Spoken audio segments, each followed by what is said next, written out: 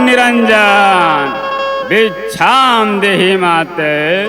जय गुरु गोरखनाथ जी, जय गुरु गोरखनाथ। ए जोगी बाबा, तोके कुछ लौकत ना का?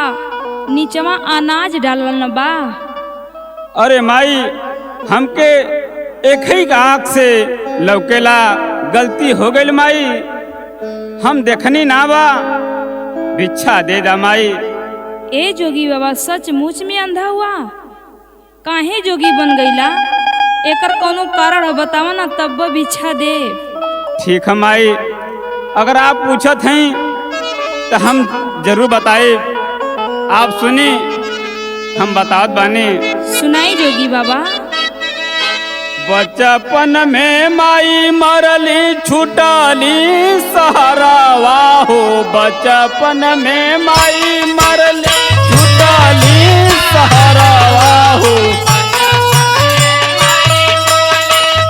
बड़ी दुख का बात बा ए जोगी बाबा। हाँ मामी, कुछ दिन बाद अली मैं भामा हतरिया,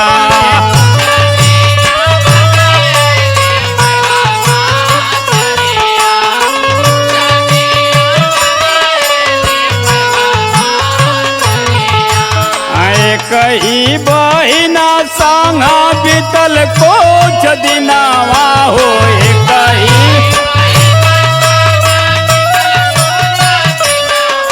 ए बाबा, वो कहाँ गईली हो? न जाने कहाँ गई माता जी।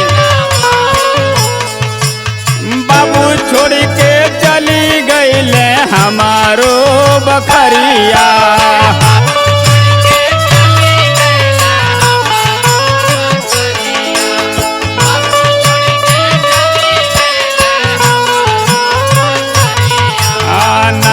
पेट भर खाना मिले कोसी दिन रतिया हो, नहीं पेट भर।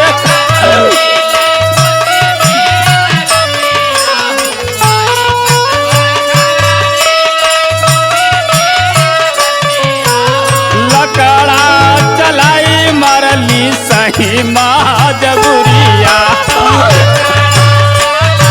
मत रोवा ए जोगी बाबा, मत रोवा। तोहर परेशानी हम बुझत ही जोगी बाबा। और का भई? अखिया से अनर बैली सुना मोरी बतिया हो। अखिया जोगी बाबा, ई तोहर आँख कैसे गड़बड़ा गई? बताओ भी माई। द्वारे द्वारे घूमी मांगी जोगी बन भिखरिया,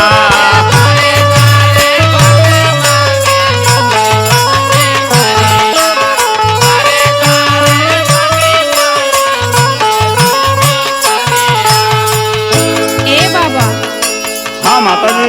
एक बात और पूछी? बताएं माता जी, जरूर बताएं। तोरे माई बहिन और तोहर घर कहाँ पड़ी है जोगी बाबा? तनी बता दा। इनके सांप काट ले बा, इनके सांप काट ले बा। अरे ये का बा? ये तो लगत बा इनके सांप काट ले बा। जय गुरु गोरखनाथ जी, जय गुरु गोरखनाथ जी। अच्छा लिए वालोगन हमारे पास रखा, हम देखत बानी।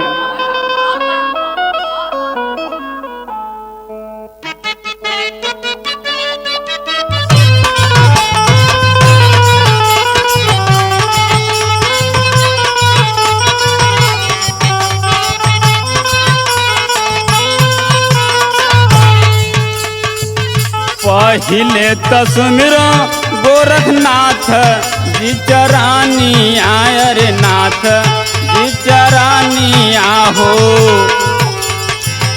दुखवा में हो जइबा सहायन हो राम किया हो।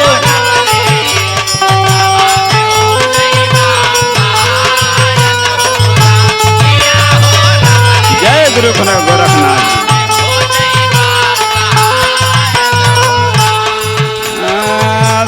सापवा कबिखिया भीनल बहिना के बदानिया रे बहिना के बदानिया हो धन अली अपने द्वारन हो राम किया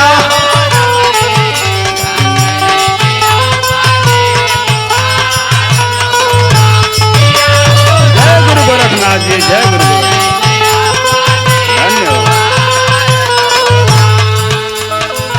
जोगिया कलजिया गुरु तू रे चरानिया रे तू रे चरानिया हो बहिना के देवा तू जिया हो राम किया हो रम रे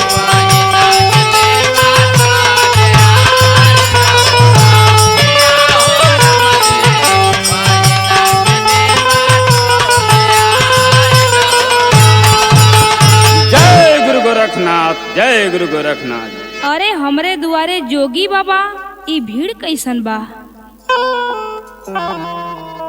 सुना ये जोगी बाबा।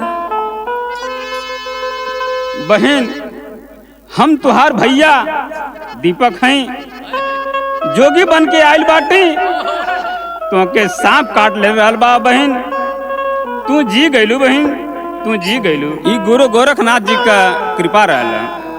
अरे भैया इतना दिन तू कहाँ रहा हो भैया। बस ऐसे ही रमता जोगी बाता पानी अरे जय साथ हैं बयान होत रहल बा। अरे हमार भैया मिलने बड़ी खुशी के बात बा। ए भैया एगो बात हमार सुना। बहना बोली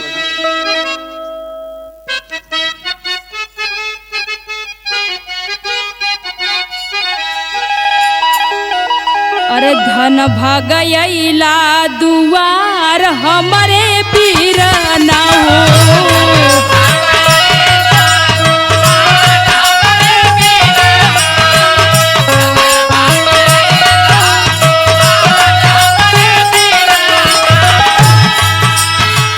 भाई का फरज दिहला तार हमरे पीर ना तार हमरे पीर ना धन भागैला दुआर हमरे पीरना।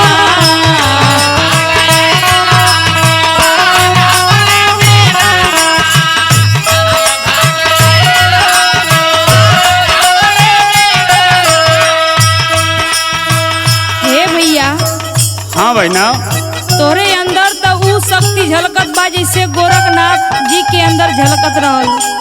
ये सब प्रभु माया का सुनी हमार बात। गुरु गोरखनाथ के बात तोहरे में सकती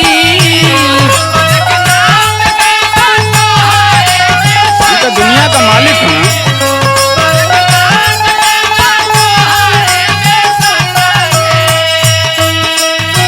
हमहू करब भैया संगवा में भगती। नहीं बहना तू घर रहा तू घर में था जोगी काम खाली हमरे जिम्मन बा। गुरु गोरखनाथ में बात हरे में सकती हमहू करब भैया संगवा में भगती। बधाई लाई राखी का त्योहार हमरे भैया त्योहार हमरे पीरना भाई का फरज दिहला तार हमरे पीरना।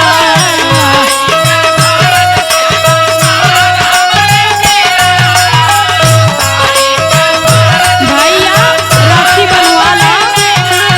ठीक है दीदी राखी बांधा आज तो राखी त्योहार बा। माई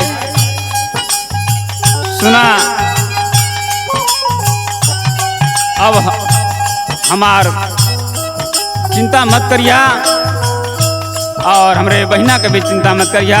माई अब हमार बात सुना। नहीं भैया मऊ तोरे संगे जरूर जाई।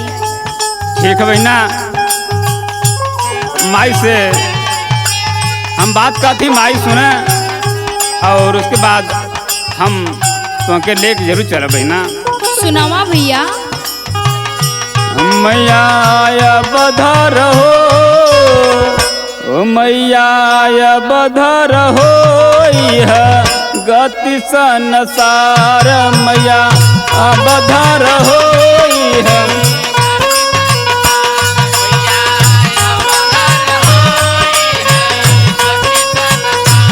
मैया बधर हो, यह गति संसार मैया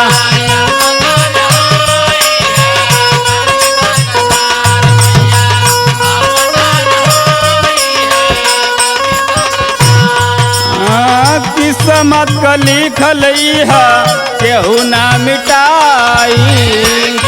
ई तो ठीके कहत लो भैया, उनका लेखनी के टरले बाकी।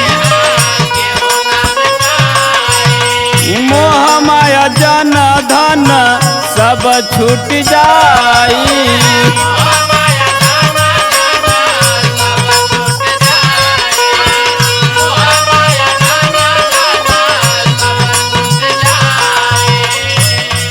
बिहारी लाल गीता अरविंद गावे पुकार मैया बधर हो, यह गति संसार मैया